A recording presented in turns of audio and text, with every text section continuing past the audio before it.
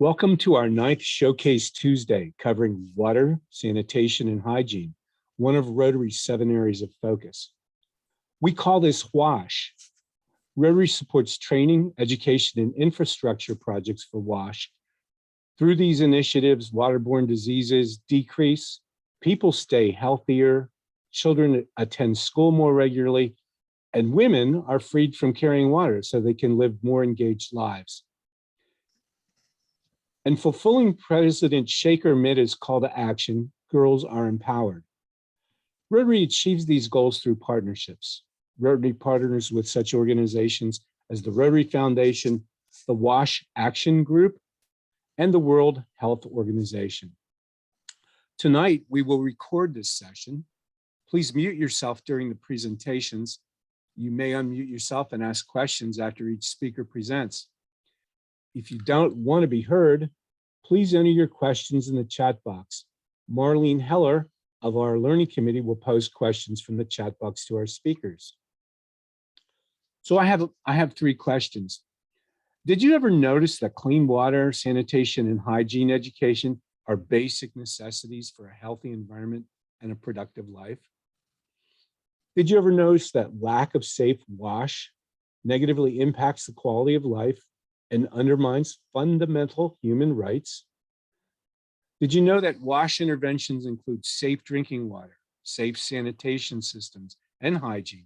Hygiene includes hand washing with soap, cleaning of food, and menstrual hygiene support and education. Tonight, we will hear about the Haitian National Water and Sanitation Initiative and menstrual hygiene management. Marlene, could you share, please?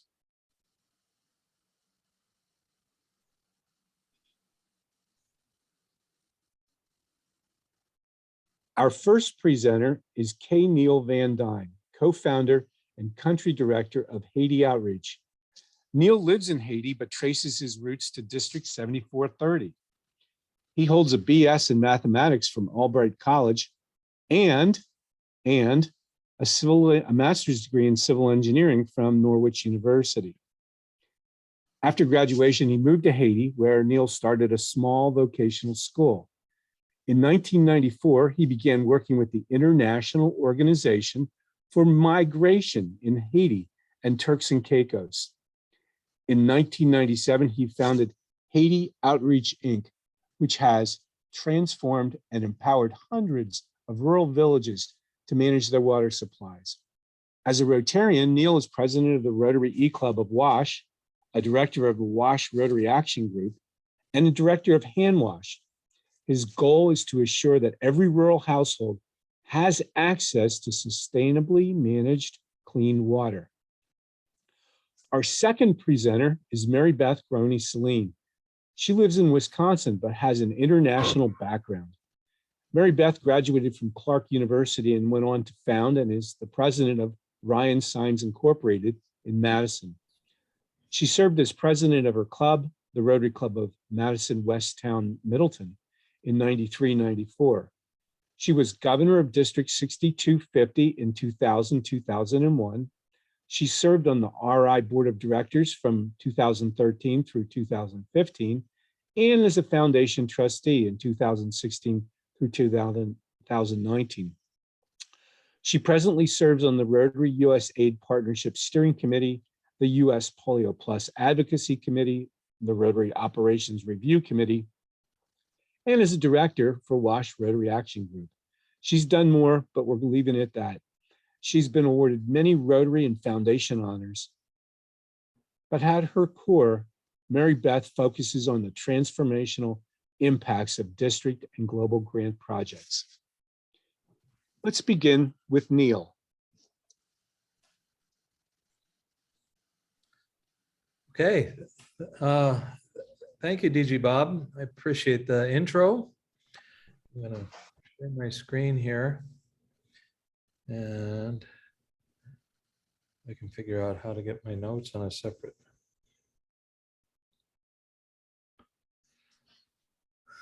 Hang on a second here.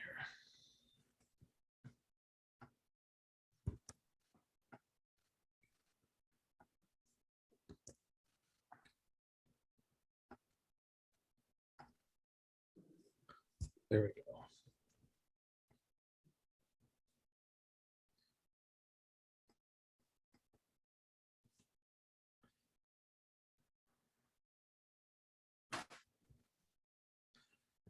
Okay, can you see it now? Hey, we can see it now. Okay, great. I apologize for the delay. So thanks, DG Bob. It's great to be back in Eastern Pennsylvania, even if only virtually. As he said, I always love being in Pennsylvania. It's close to my heart, and I'm super happy to see Mike McCarthy and Cindy on the call, and especially Charlotte Hartman Hansen. So Charlotte's known me since I was a baby,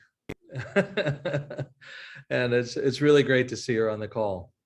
So thanks for joining. Today I want to start with a story about Julia.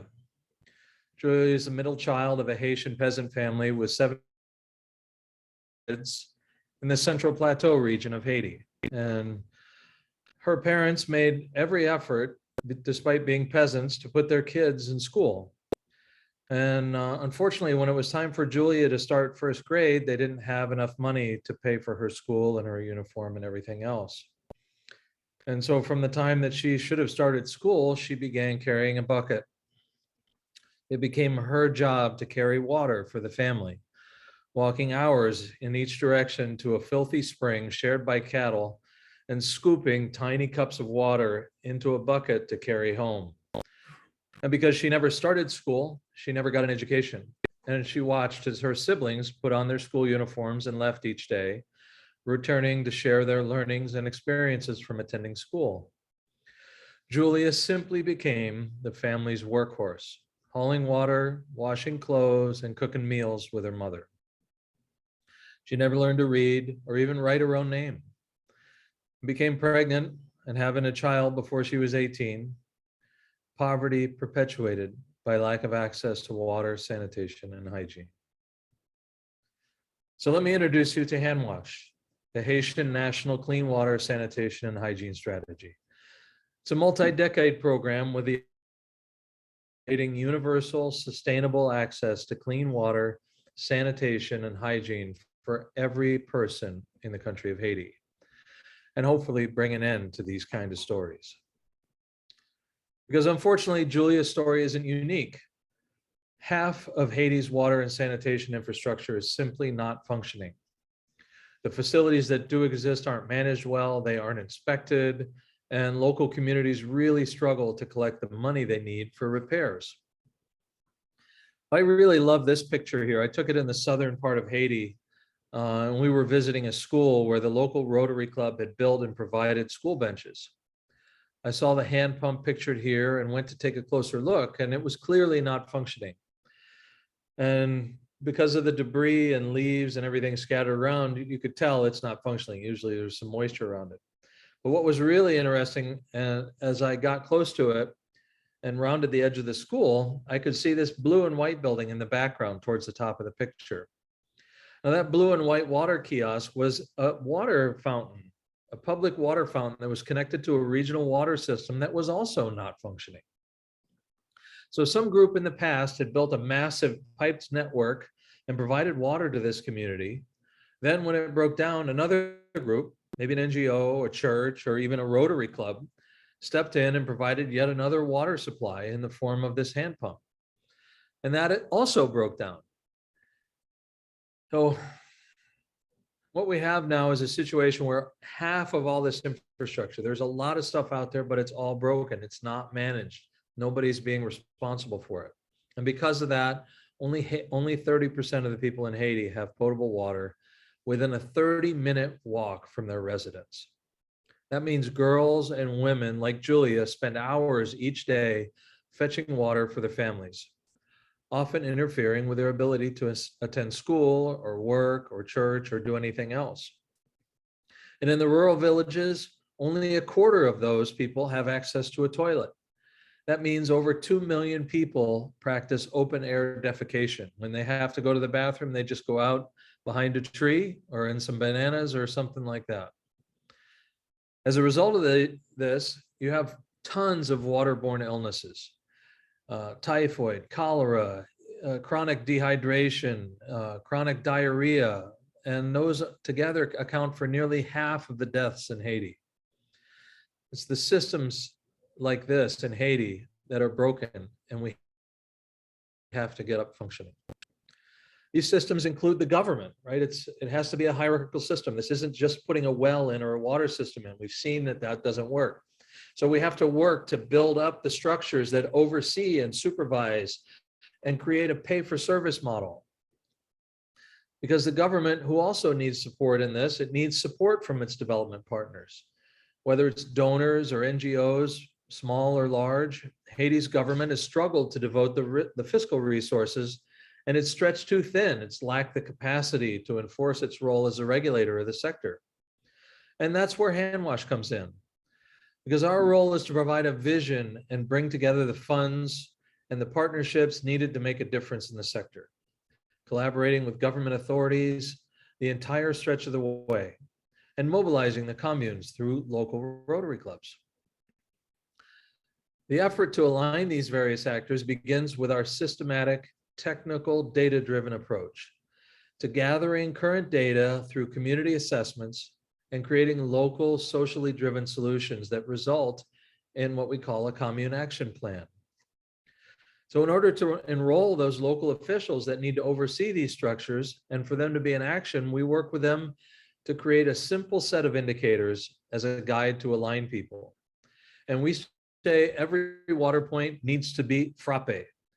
And on the left here, you can see FRAPPE stands for functional, responsibly managed, with sanitation coverage. That means everyone has access to a latrine, that water be potable, and last but not least, that it be regularly inspected.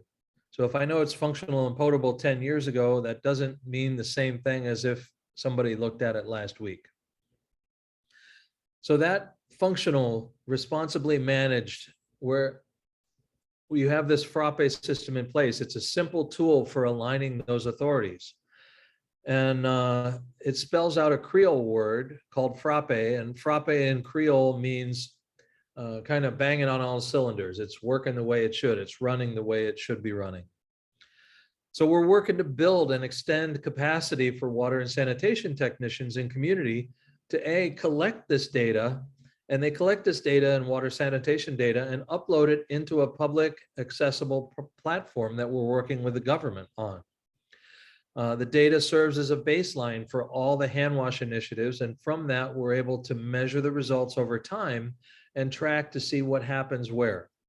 So if you look at the circles, the blown up picture here, these are all the water points in this area. And if you can see in the background, those tiny black dots, that's a map of all the houses that are there.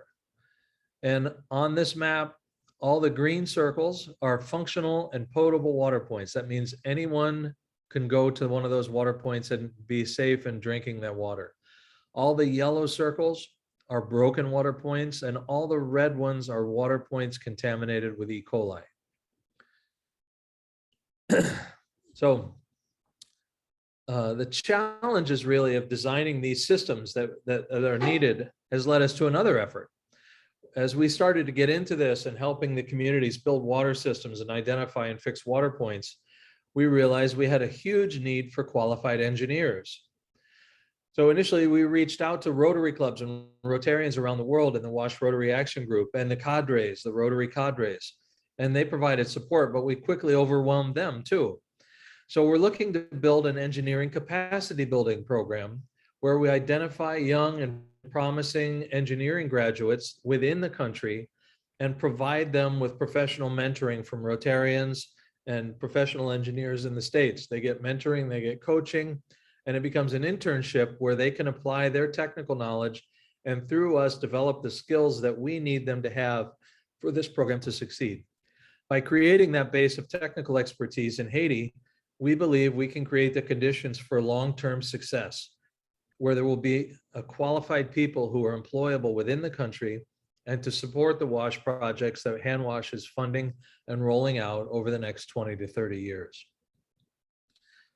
But that's not all, because just building that infrastructure isn't enough. We are incorporating a pay-for-service philosophy into the systems we develop so that we can move in the approach from one of relief and charity to one of international development and sustainability. That means, yes, when we build this infrastructure, those local communities and local operators need to have a budget. And for a bucket of water like this, it's going to be around 1 cent. Because we have to ensure that these communities place a value on what they're receiving and have enough revenue to cover the systems and the operating expenses needed to make sure that they're continuously operable.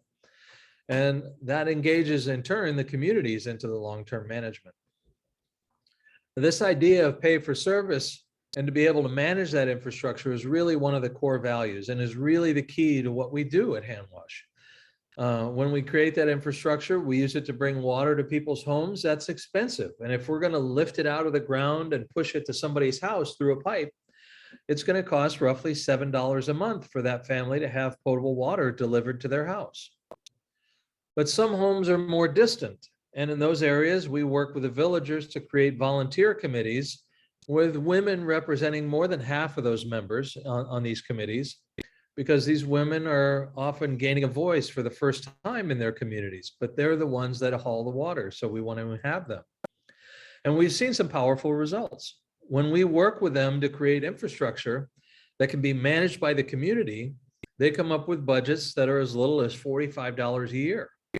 And for a community of 250 to 300 people, they can manage that infrastructure forever. And the monthly cost of access for a family household is only about 70 US cents per month for family. That means it's basically the cost of a Coca-Cola in Haiti. So a family can either use that money to buy a Coca-Cola, or they can have access to basic water services for an entire month for all the water that they can haul away. Now, this approach has been done across Haiti, and we're improving it with every pilot commune we go through. So where are we today? On the map here, you can see the Rotary logos signifying our 22 Rotary clubs all across Haiti. These are our partners on the ground. These are the local Rotarians that are leading the conversation on the ground and shifting the conversation within their communities away from a conversation of just pure charity. What can we give away, to a charity model that includes pay for service and a vision of their country being a clean and healthy country. In every town where we currently have programs, we have a local club that's paired with an international Rotary district. Cavaillon in the south is being led by the Rotary Club of Les Cayes, in tandem with District 6960 from Florida. Ferrier in the northeast is being led by the Cape Haitian Rotary Club, in tandem with District 5060, which covers Washington State and Canada. And Pillon, where I live, led by the Pillon Rotary Club and championed by District 6940. Now, all three of these projects focus on delivering piped water to households in the village centers. And in addition, as I mentioned before, we have a program to bring water to the rural communities. That means there's hand pumps and sometimes solar pumps with kiosks. And in addition to all that, as I mentioned earlier, we're creating this national database with the National Water Ministry and the National Water and Sanitation Observatory there. And this is updating and registering every water point in the country, every spring, every fountain, every well, every water system. And the exciting thing about this is that if we're going to harvest water to give it to families, we also need to plant water. And that's the motto of the Ministry of Environment. So we have a signed MOU with the Minister of Environment to work with us and actually harvest rainwater, to look at the watersheds and where the rainfall is occurring and where the recharge of the aquifers is occurring, so that we can target and build programs for planting trees and doing erosion control. And all of these things together leading to a more resilient, developed country. To dive a little deeper into a few of these projects and give you a feel for what we're really doing, I wanted to start with Pillon. Now, in Pillon, the vision here is to create a 24-hour pressurized water supply to the village and equip them with the tools to manage it. So as we took over the management of the water system in Pion, we realized pretty quickly that it's losing 70% of the water that it pumps every day. They pump around 25,000 gallons of water a day into the system. And they've put meters on all the households. So they're able to actually count how much water they sell. And out of that 25,000, they're only able to sell 4 because the rest is lost to leakage. So a very key component to this program is to create leak detection tools, find and fix those leaks, and create what we call district metered areas that will allow them the tools to manage it. So on top of that, we're also changing from a diesel powered generator to a solar powered pump. And since the water system came online 4 years ago, we have over 200 houses with access at their house, in their house, via metered connection for 18 hours a day. And the availability of this regular service is having an impact with more than 15 businesses opening. And a lot of them run by women, hair salons, block businesses, rum stills, and restaurants, all creating employment for dozens of people because of the availability of this service. The next one is Ferrier. It's an area in the northeast corner of Haiti, right on the border with the Dominican Republic, that has a massive saltwater ground infiltration into the aquifer. So effectively, this entire area of over 1,000 houses has no access to potable water. And people in this area actually cross over into the Dominican Republic and pull water out of the cattle troughs in the Dominican Republic to carry back to their homes. So this system will serve about 5,000 people and deliver piped water to all these houses. There you can see past District Governor Sherry Chamberlain and her husband Jim, who were there a year and a half ago. In Leogane, one of the really interesting projects we have is in Leogane, where the epicenter of the earthquake was in 2010. And the Rotary Club there is being led by a group of really strong Rotarians who have connections with the mayor's office and are signing an MOU with District 5130 in Northern California. So they're working now with the government to create a system to bring the municipal water system there online and launch that project.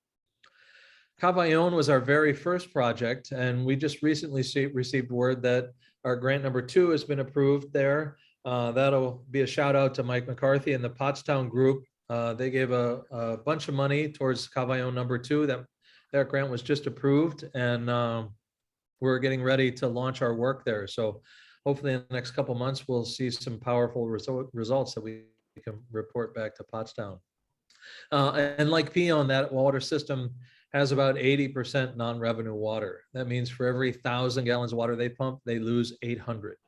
So just as we mentioned in Pion, we'll be doing district metered areas and control valves and leak detection, including bringing on a large solar well to pump an additional 40 or 50,000 gallons of water a day into the city. So as you can see, this is really no small commitment. Handwash is here, and we'd love to have you help us realize this dream. So, first of all, we have a bunch of global grants. Right now, we have one that we're preparing, a rural global grant in Cavaillon. That will be 10 to 12 rural hand pumps, community managed hand pumps, and that's in our first pilot commune. To date, we've funded over $1.6 million in grants through Handwash. The next thing would be that we think it's going to take about $2 million to complete all the projects needed in each pilot commune, and by extension, each of the other 44 communes.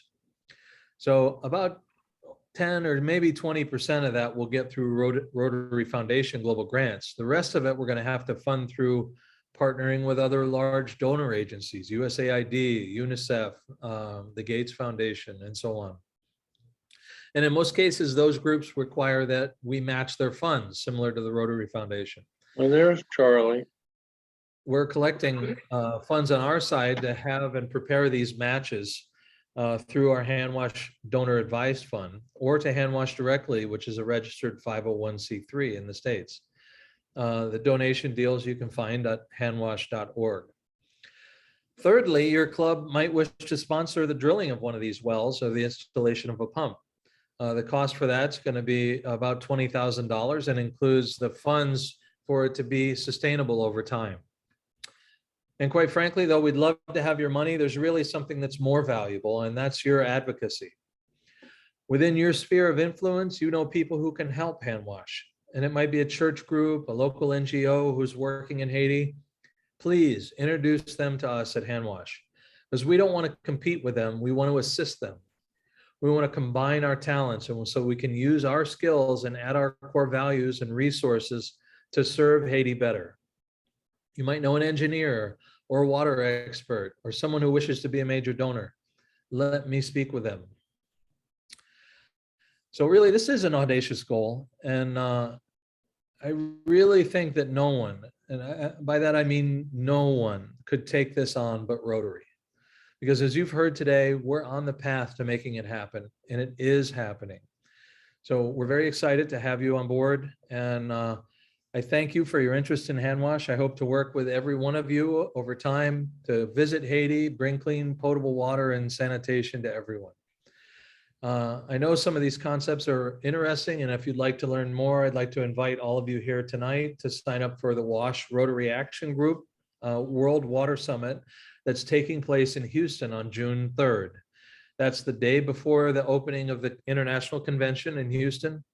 And the WASH Rotary Action Group really has some amazing professionals. Both MB and myself serve on the board. These professionals volunteer their time and expertise to really making Rotary WASH projects better around the world. So thank you all, and I will stop there. Thank you, Bob. Yeah, thank you, Neil. Listen, if anyone has a question, please ask Neil, or if there's no questions live, Marlene, do we have anything in the chat box? We do. We had a couple questions in there. One was, are women included in the program to build engineering capacity? Yeah, that's a great question. So yes, they are. The women engineers, that program has not launched yet, but it is specifically targeting that. So when we look at the volunteer committees to manage these rural water points, one of the core value requirements is that the committee be a minimum of 50% women. So that's part of our core values. Absolutely. On International Women's Day, no less. Another question we had, can people drive to water sources instead of walking? Yeah, so Haiti is really undeveloped. There isn't that much in terms of road infrastructure, the same way as there isn't that much in terms of wash infrastructure. And driving down here is very, very expensive and very, very difficult. So there are communities that we're helping where it costs them $1 US for 5-gallon bucket of water. So it's very, very expensive to do that. And, you know, to make it 70 cents a month is a huge leap. Are the Haitians being taught how to care for and manage their own water and sanitation systems? Do they have any buy-in so that they can sustain them on their own? Yeah, absolutely. That's what the pay-for-service model is all about. So we actually have a lot of data. We've actually got more than 500 communities operating this way, and they've been going on for 15 years. And out of those 500 communities, over 90% are still functioning after 15 years. And those 500 communities have over 110,000 US dollars in savings towards future repairs on their wells. So very, very much so. Everything is managed locally. Okay, and let's see, we had a couple of others. Who pays for the operations and maintenance in the Haitian initiative?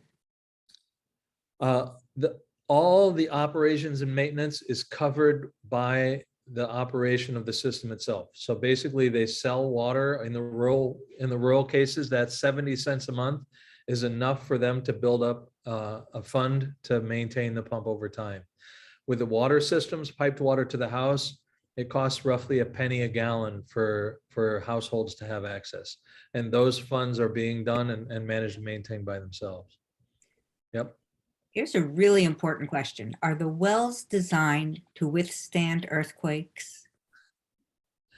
An earthquake. Yeah, that's a great question. So we actually have 5 of our wells that were within 15 miles of the epicenter of the quake last fall. And every one of those 5 wells was back online within 12 hours. So yeah, that kind of infrastructure being managed provides a huge amount of resiliency in disaster scenarios. So absolutely. That's impressive. We actually had one of those 5 well houses had a crack in the wall, but it didn't impede it functioning. I can't get my So- electricity back online in 5 hours after a thunderstorm.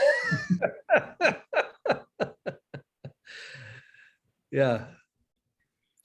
Okay, Bob, I think we can move on if there are no other questions. Okay, just last call for questions. Does anyone have something you want to ask Neil? Well, if not, Neil, I've got to say thanks a lot for that valuable insight into sustainably managed clean water. Maybe some of our Rotarians continue to either support you through a global grant process or directly to hand wash, making contributions. I think either way would be a real bang for your buck investment. So thank you very much. Let's welcome Mary Beth Groney-Celine, who will tell us about menstrual health management.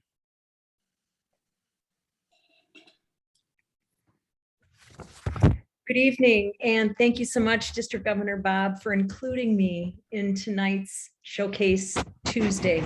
It's such an honor to follow my dear friend, Neil Van Dyne. Thank you, Neil. It was a great presentation.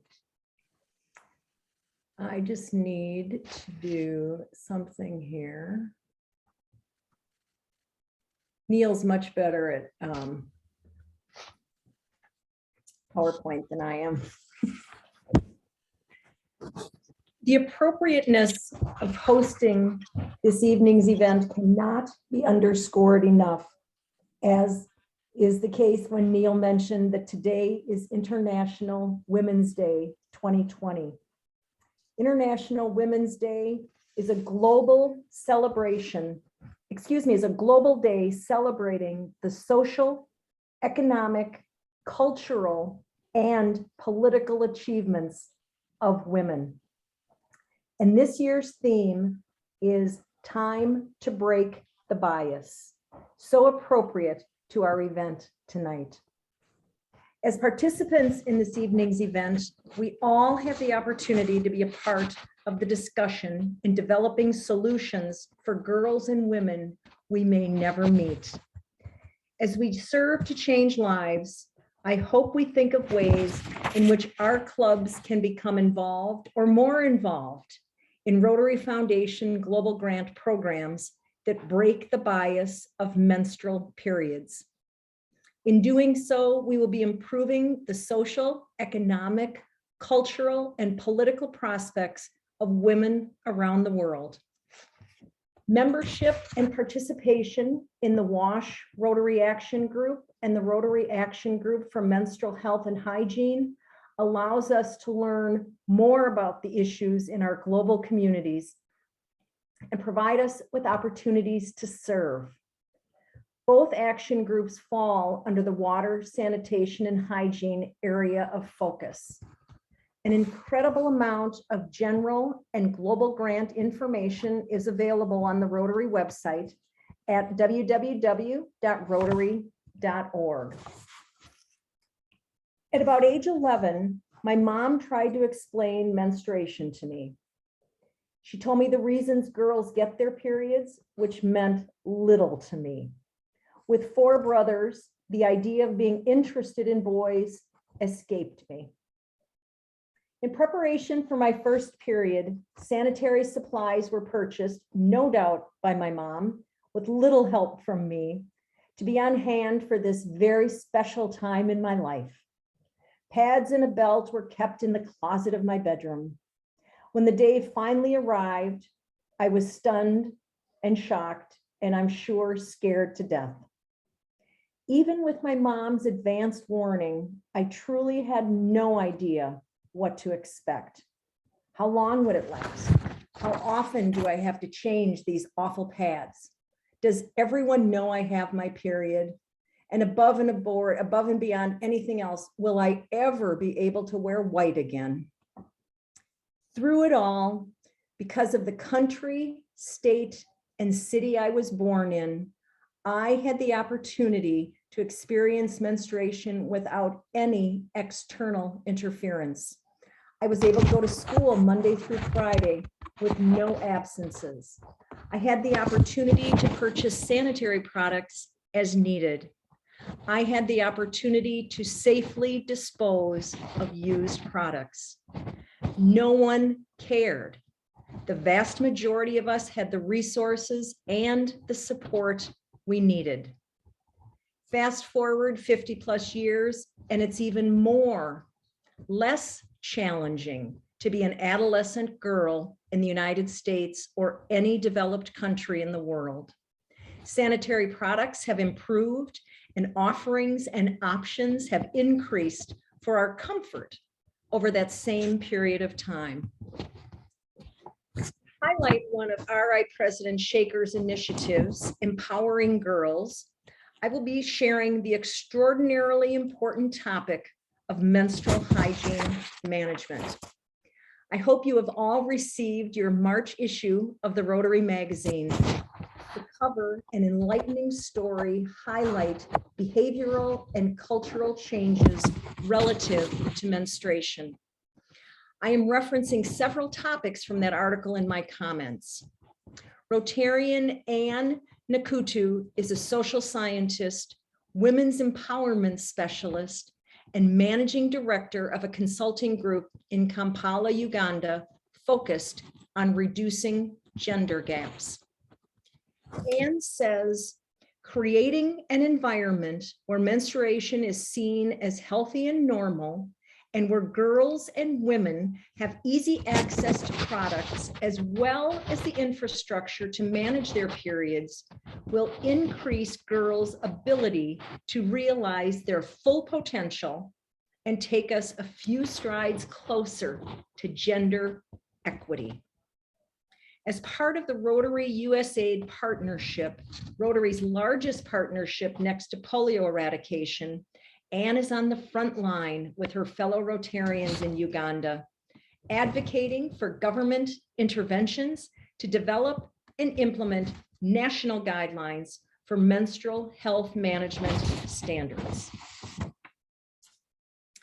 Resti Nakatuti, an instructor at the Ndodo Primary School in Uganda, is working with Rotary and Rotarian supported initiatives to teach her students how to make their own sanitary pads, which are locally sourced, a functional alternative to financially inaccessible store-bought menstrual products.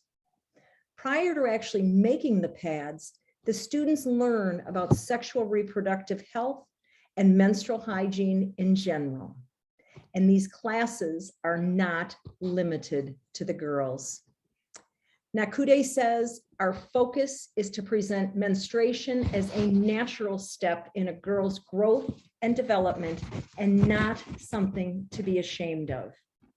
Involving boys helps to destigmatize the topic and limit any teasing.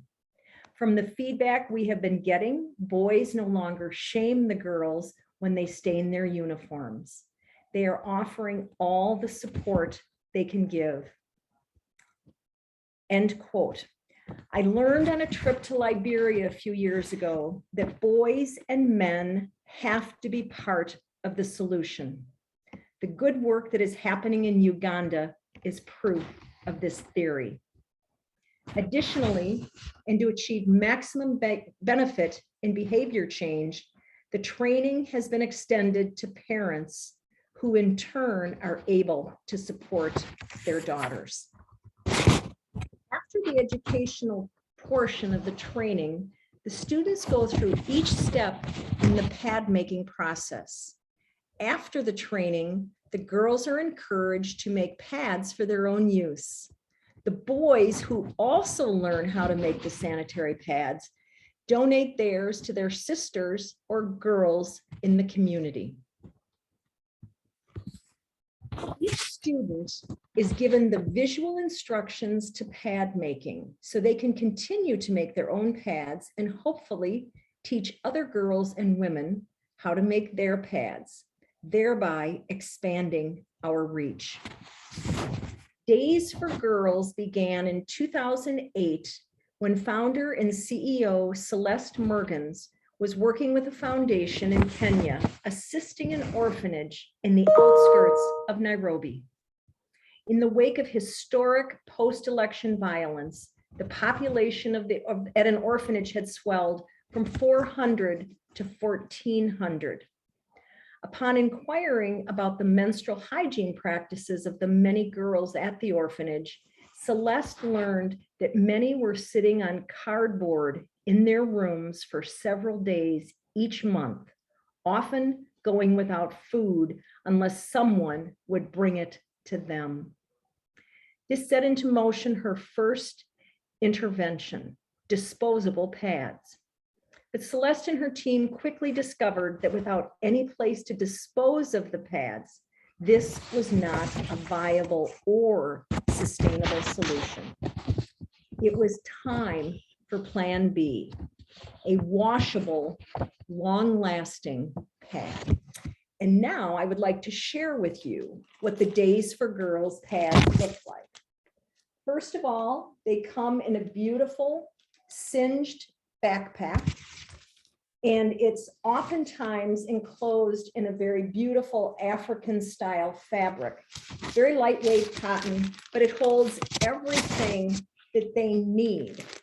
The ones that are made by Days for Girls come in a lovely package like this, and they include enough pads for the young girls and women to have at least 1 day's worth of pads, if not more. The pad starts out with a holder like this. It's got little pockets in here, and the snaps go around and secure at the crotch of a girl's panties, panties. In these pockets, we take a foldable and washable pad.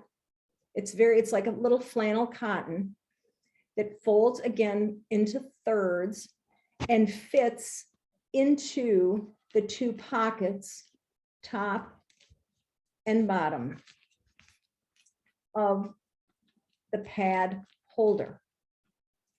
And then the fabric side goes against the body and the snap side goes around their panties. I can tell you, based on the first pads that I wore more than 50 years ago, this is a lot trimmer model. The girls, the plastic bag is dual purpose because when one of the pads is filled with blood during the course of the day, the girls can change their pads very quietly and put the used pad in the bag that they put back in their backpack and take home for washing at night. Because these inserts are so neutral in color and style, they're just hung on the line as is shown in this graphic at night. And again, nobody in their community is walking by going, oh, ho, ho, ho, ho, that girl's got her period right now. These are the coolest things that you can imagine. And as I've got two in this packet, I've got two of the holders and one, two, and then there's 8 separate pads. So with the utmost of luck, I would hope that every young girl can get through at least 1 day with that supply of pads. Nothing goes into the garbage, nothing gets thrown out on the street or along the side of the street. They're all fully reusable. And thanks to the innovation of Days for Girls, many women and girls are producing their own sanitary pads. Again, looking back to our own experiences, it is vitally important that we provide the infrastructure for success. Restrooms have to be provided in our schools to allow the girls and women the opportunity for privacy and safety. Opportunities that we take for granted need to be thoughtfully planned and implemented with our world neighbors. The restrooms must be private. They must have lockable doors. They must provide water to allow the girls and women to clean themselves. They need proper disposal sites for those girls who don't have disposable pads. And they must include hand washing stations. As Neil mentioned at the end of his presentation, we would encourage all of you to participate in the World Water Summit 14 with the goal of washing away polio. And as we all know, water plays an incredibly important role in the eradication of polio. It will be held in person in Houston and on June 3rd. And it will also be available virtually for those of us who may not be traveling to Houston for the international convention. I hope you are here tonight because you want to learn more about what we can do. The World Water Summit is an extraordinary opportunity to meet some renowned speakers in the WASH sector and discussion rooms following on WASH topics. Additionally, and as we conclude, I would like to offer 2 resources that you may find to be of assistance to you and your club if you're planning to develop a WASH project or program. And if you choose, excuse me, I'm really sorry. If you're planning to develop a WASH program, and if you choose to include menstrual hygiene management in your plans. The WASH Rotary Action Group is available to assist you and can be contacted at www.wash-reg.org. And the Rotary Action Group for Menstrual Health and Hygiene can be contacted at www.ragmhh.org. Because of you, we will continue to have the opportunity to celebrate the social, economic, cultural, and political potential of all women. Thank you for being here and for allowing me to share. Thank you, Mary Beth. Will you allow us to ask a few questions? Absolutely. Do we have questions in the audience We have or in the some, chat? we have some in the chat. One question, the fabric in those kits, is that fabric donated or how do they get the fabric? Great question. When they're working directly with Days for Girls, it is donated, and there are likely fundraisers going on in the communities. Some of the pads are made in the United States and shipped to different areas that are in need of them, but the goal is really for sustainability and economic development in the communities. So teaching the women and girls how to make them and then ultimately selling them perpetuates itself and allows them to have income so that they will eventually be able to buy the fabric, sell the pads, and continue the cycle. One person mentioned that the pads look very unwieldy to walk around in. And if that's the case, if they're uncomfortable, with somebody knowing how are they comfortable with walking around with a bloody pad or washing out and hanging on a line? So let me ask you, have you tried one on? I have. And They're more comfortable than the crappy ones I had to wear in the 70s. anything's going to be more comfortable than those. And it's mostly because it is contoured to the underpants that a girl is using or wearing. And so there's much more support in the pad itself.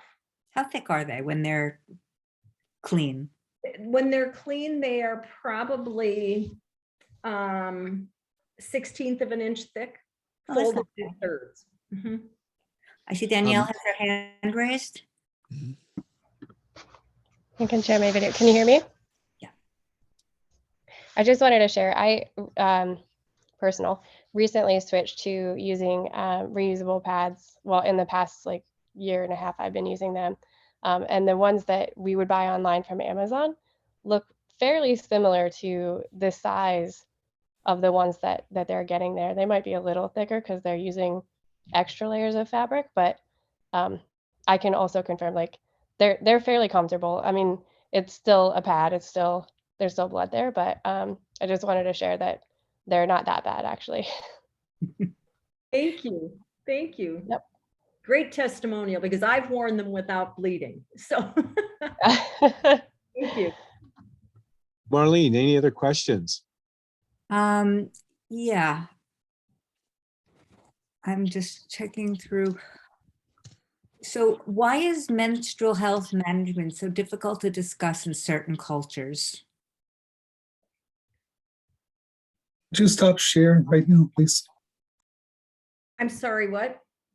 Stop share. Thank you. So we can see you. Thank you. I believe that it's because of lack of education. And there's no culture of dealing with menstrual hygiene.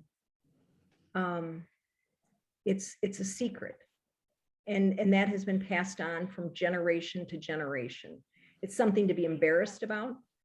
Even in the United States. I mean, I'm pretty certain that my dad never went to the drugstore or the grocery store to buy sanitary pads or tampons for my mom.